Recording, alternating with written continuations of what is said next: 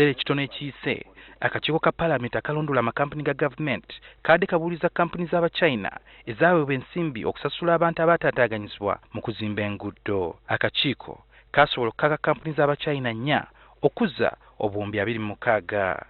Amakampuni gano ag'Abachina gagiteese mu nkola era olwaleero tufunye confirmation nti amakampuni gano gonna sente n'amagoba ge baafuna ku sente zino bagakomezaawo mu kitongole kya UNRA.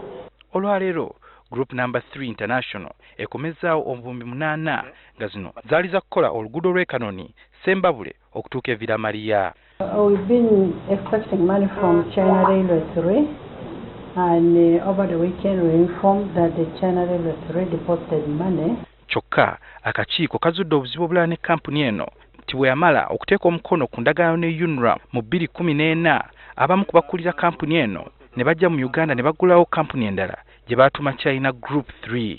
China Railway 3 Ugandan based.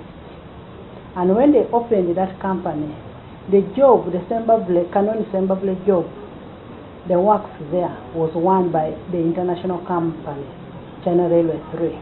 Now, the people who undertook to do the job here, who executed the job, was China Railway 3, Ugandan based.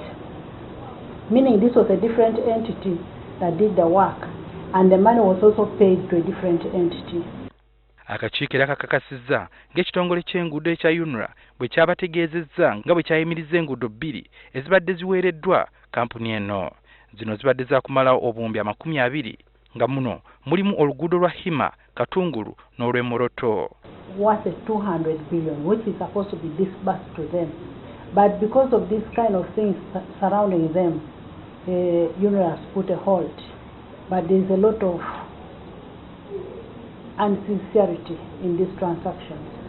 Anita Amonga yamyuka akulira akakiiko akalondera ebitongole bya gavumenti ategeezezza nti ekitongole kya UNRA kibadde kikolagana ne kampuni enkyamu era nga balina okunnyonnyola akakiiko ku bikwatagana ne kampuni z'Abachina zino.